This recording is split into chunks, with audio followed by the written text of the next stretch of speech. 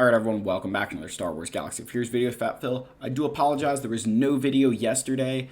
Just a brief life update here real quick. So it has been a tumultuous time here at the Fat Phil household.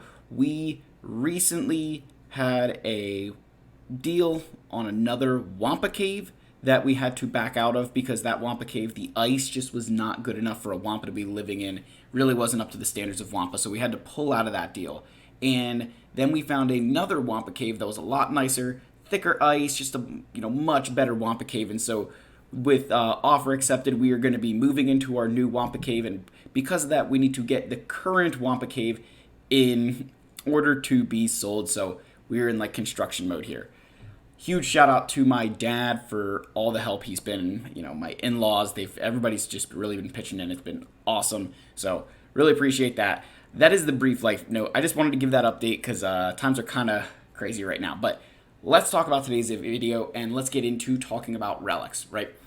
When do you actually just stop like a character's relic levels? And I've gone through this before, but a lot of people have been asking about it, especially with this new farming guide out. So we'll kind of use that as a backbone a little bit, but kind of expand into some of the characters that I think there's more gray area with. So the first thing here, when you're looking at any kind of farming guide, right? Let me go to the new one here, updated 2023. So whenever you see my characters, you've got to just pause and understand that, and maybe the Imperial Troopers here is a great example to start with. That I'm obviously 8.6 million, so I have a lot more relics to kind of deal with. But you'll see that Veers is Relic 3, which is the Sith Eternal unlock requirement. For me, that just felt a comfortable place to take Veers. I really haven't felt the need to push him further. Same thing with someone like Colonel Stark, where he's doing his required function. If I had him at higher relics, would it help me? Maybe, but most likely not.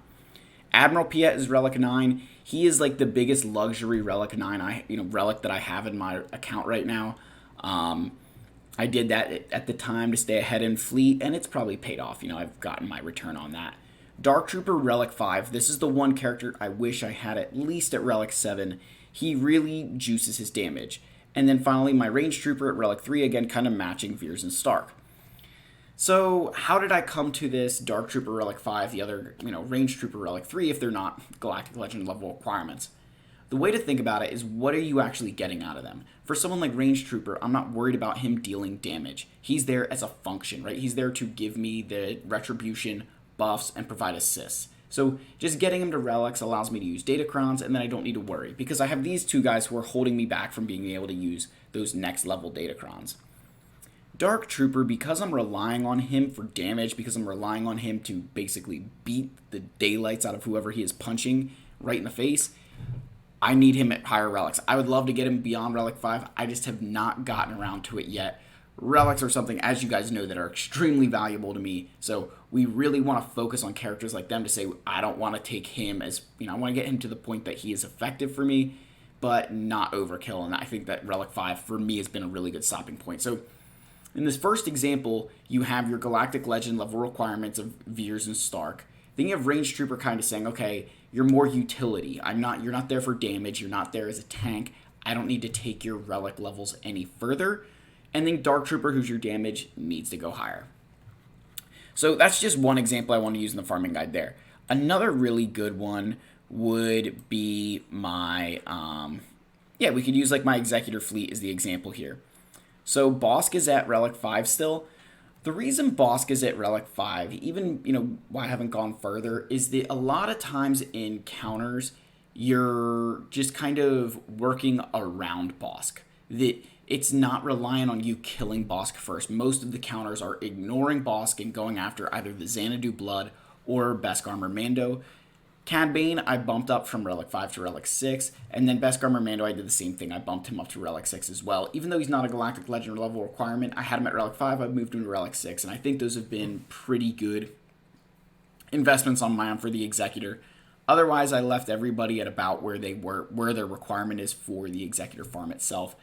Another good example here of just kind of, matching to say, who are we targeting when we're doing a counter? And because it was Beskar Mando and Cad Bane, throwing a little extra relics can go a long way.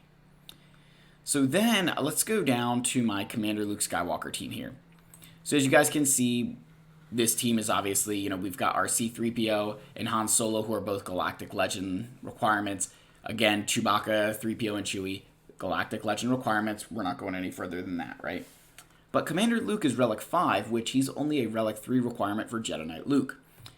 I bumped him to Relic 5 because of Datacrons. That I can take advantage of max level Datacrons with this team because my Commander Luke is now at Relic 5. He is someone you're relying on for damage. He's someone who is providing survivability. Like, he's sharing all of his stats. So if I made him Relic 7, it would be very hard for me to not agree that that's a solid choice. However, if I did that, I'd then want to take Chewbacca, 3PO, and Chewie to those levels as well. So this is a team I'd love to put more relics into. I just have not gotten around to it. Story of my life. Haven't got around to it yet. But with this example here, getting Luke to that Relic 5, because I had the rest of these characters from all the other Galactic Legend, Rex that they are, getting him to Relic 5 just made sense because he's matching the rest of that team. So then, let's move on to our... I'm trying to think if they're in this guide or not. Let's go back here. We're going to go to the Sith Empire. Actually, we'll just go to Sith in general. So as you guys can see,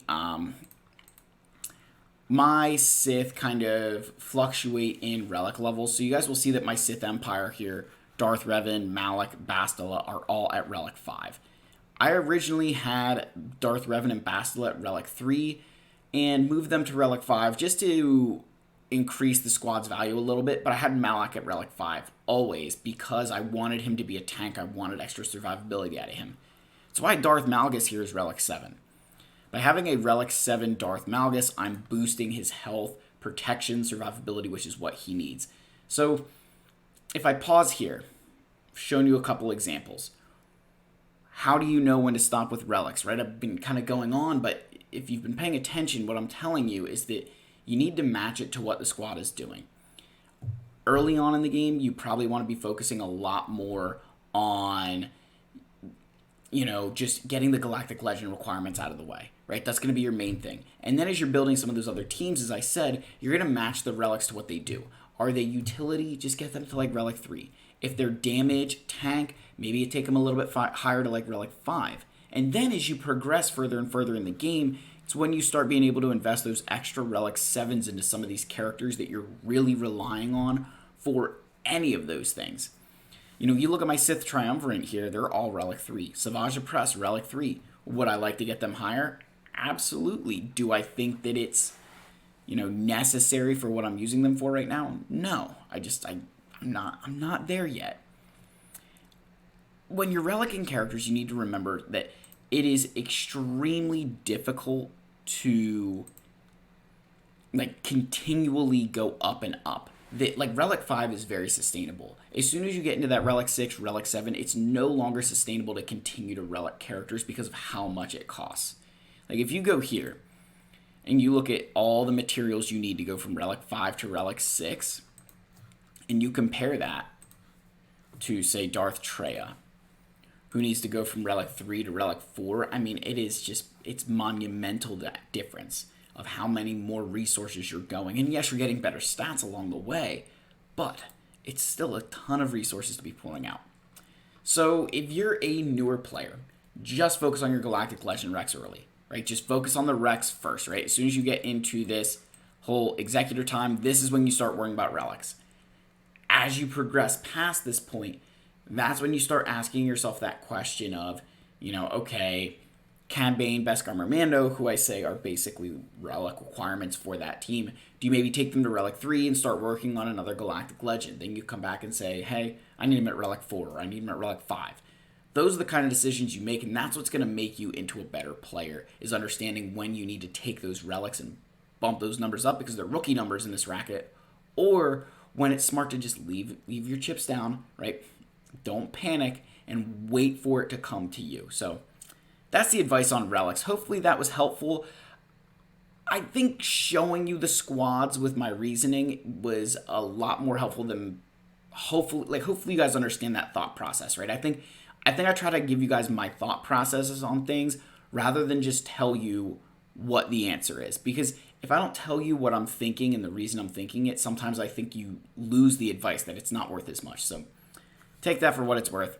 I love all you guys. May the force be with you, and I do appreciate all the love and support, for just being able to take the time off to, get this place in order. I really appreciate it. I'm excited for you guys to get to see the new setup down in the new Wampa Cave eventually. We've got some ideas, so as always, smash that subscribe button, leave likes, leave comments, and I'll see you all in the next video. Cheers.